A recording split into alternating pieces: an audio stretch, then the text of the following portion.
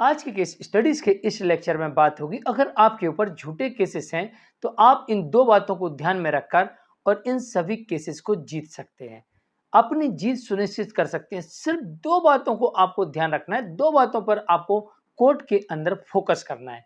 तो चलिए आज के केस स्टडीज के इस लेक्चर में आपको डिटेल में लेके चलेंगे कि अगर आपकी पत्नी ने आपके ऊपर केस किए हैं और इस सारे के सारे केसेस झूठे हैं तो सारे के सारे केसेस आप दो बातों पर फोकस करके जीत सकते हैं। जय जिनेंद्र, मैं मुकेश जैन। अगर आप मुझसे बात करना चाहते हैं तो आप सीधे अपॉइंटमेंट लेकर फोन पर बात कर सकते हैं। अपॉइंटमेंट के लिए या जजमेंट्स के पैकेज के लिए जिसमें आपको 150 से अधिक जजमेंट्स मिलेंगे या अन्य किसी जानकारी के लिए दिए गए नंबर पर आप हमें एक छोटा सा मैसेज लिखिए, इसके बाद हम आपसे संपर्क करेंगे। वीडियो को लाइक और शेयर कर दीजिए। चलिए शुरुआत करते हैं।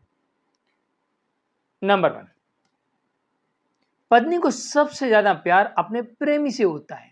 ये ध्यान रखिएगा, जिस केस में अगर उसका बॉयफ्रेंड है तो फिर उससे ज्यादा प्यार उसको किसी से नहीं होता है, ना पति से होता है और ना अपने माँ बाप भाई बहन से होता है। सबसे बड़ा फिर उसके यहाँ पर प्रेमी होता है और उससे ही प्यार करती है और उसकी गाइडलाइंस के अकॉर्डिंग वो जैसे जैसे उसको गाइड करता है उसी गाइडलाइंस को वो पालन करती है और उसी के हिसाब से आगे बढ़ती है।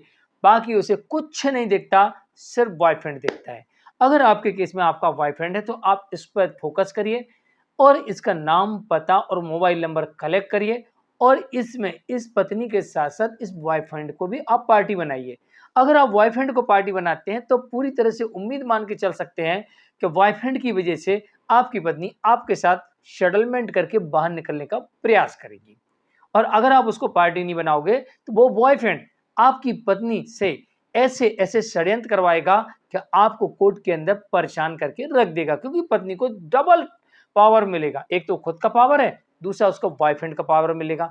परिवार वाले तो सोच समझ के करेंगे, लेकिन बॉयफ्रेंड तो अपने हिसाब से चलाएगा ना, उसे तो कोई लेना देना नहीं है। और पत्नी सबसे ज्यादा किससे प्यार करती है? बॉयफ्रेंड से। जैसा वो कहेगा वैसा वो करेगी।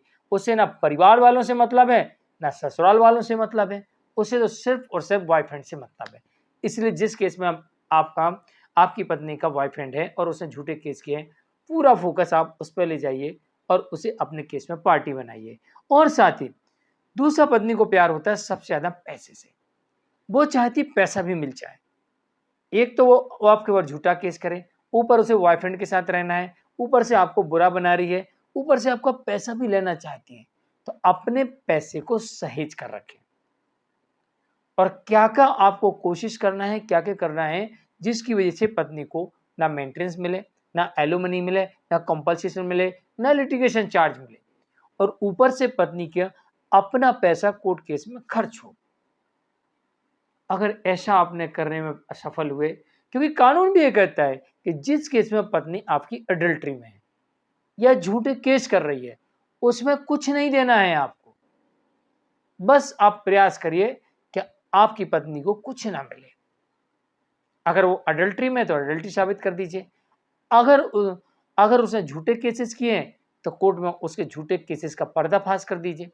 ऐसी पत्नी को फिर कुछ नहीं मिलेगा और यहीं से पत्नी आपके साथ सेटलमेंट करने के लिए तैयार हो जाएगी और आप सभी केसेस जीत सकते हैं, लड़कर भी और सेटलमेंट के आधार पर भी। पत्नी को सबसे ज्यादा और सबसे बड़ा प्यार ज्वेलरी से भी होता है। वो कोशिश करती है जितना ज्यादा हो सके उतना ज्यादा जेवर, अपना स्त्रीधन भी ले लो, इनका भी ले लो, इनका भी ले लो, सारा गोल्ड, सारा चांदी बटोरने का प्रयास करती है और घर में रखी हुई कई केसेस में नकदी तक साफ कर दी गई है। तो आपको अपना सोना, चांदी, नकदी, डायमंड इनको संभाल के रखना है। और अगर आपने वाइफ के नाम से प्रॉपर्टी खरीद दी है या फिर उसके नाम कर दी है तो इस प्रॉपर्टी को आपको वापस लेने का प्रयास प्रोसेस भी स्टार्ट कर देना है। क्योंकि कई केसेस में देखा गया है ऐसा कि जब पत्नी के नाम से प्रॉपर्टी आ जाती है या घर में रखा हुआ सारा सोना चांदी कैश बटोर लेती है, फिर कहती है तुम्हारे साथ नहीं रहती, तुम तो ऐसे हो वैसे हो। फिर वो आप में 100 कमियां निकालने लगती है और 100 झूठे आरोप लगा देती है और जिस केस में बॉयफ्रेंड हो उसमें तो कहने ही क्या है।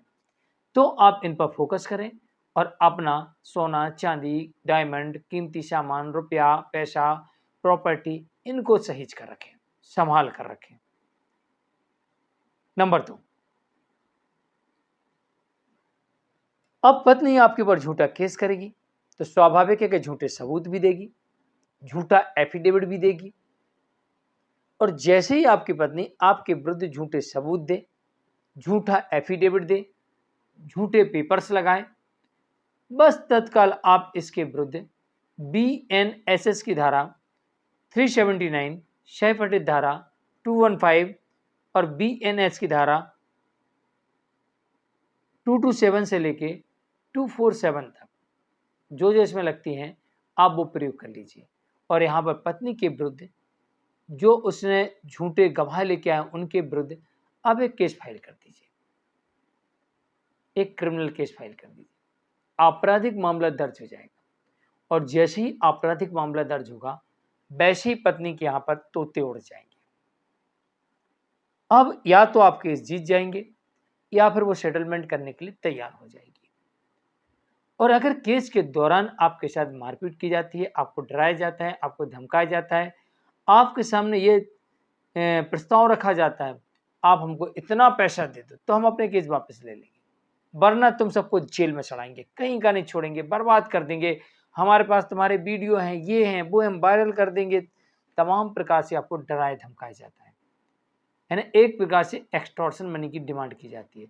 अगर यहाँ कोर्ट में आओगे तुम्हारे हाथ पैर तोड़वा देंगे, ये कर देंगे, वो कर देंगे, वरना इतने पैसे दे दो।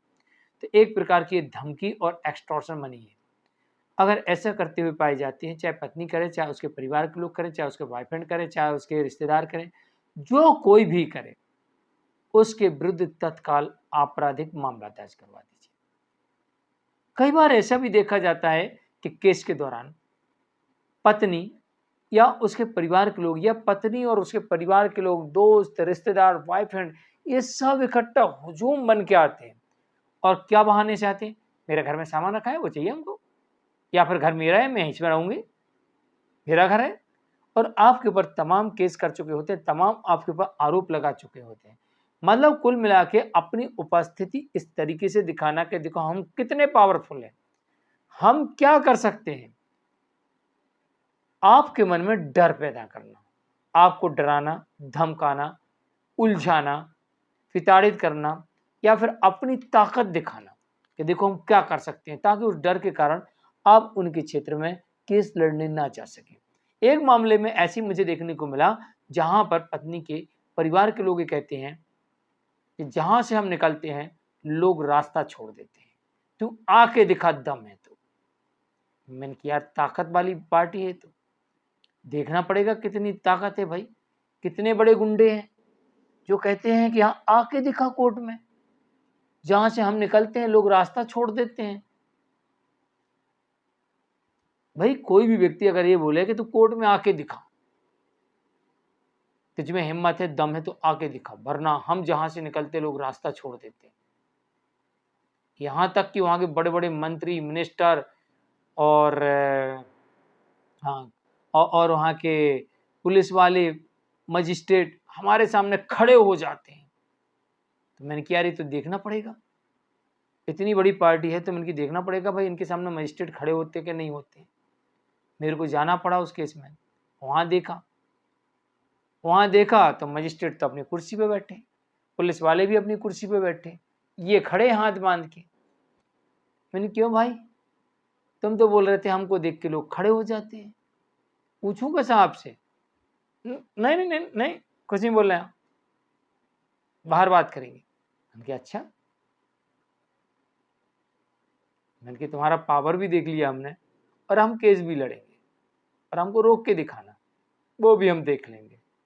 और हमने एक आवेदन कोर्ट में दे दिया कि हुजूर हमको इस तरीके की धमकियां दी थी और हम केस लड़ने यहाँ आ रहे हैं। कोर्ट ने कहा अगर आपको एक बार कोई धमकाए तत्काल शिकायत करिएगा, फिर हम खड़े होते हैं कि वो खड़े होते हैं, पता लग जाएगा। चलिए, तो ये दो बातों पर फोकस करिए कि आपके विरुद्ध अगर कोई अपराध करता है तो उनके विरुद्ध आप केस फाइल करिए और अपना कीमती सामान, सोना चांदी, जेवर, इसको आप संभाल के रखिए, दस्तावेजों को। और इसके अलावा बिना वजह किसी से झगड़ा मत करिए। आपके ऊपर कोई भी झूठा केस आया है, फिर देखिए आपकी जीत सुनिश्चित होगी। मैं हूं मुकेश जैन, आज के लिए इतना ही, नमस्कार।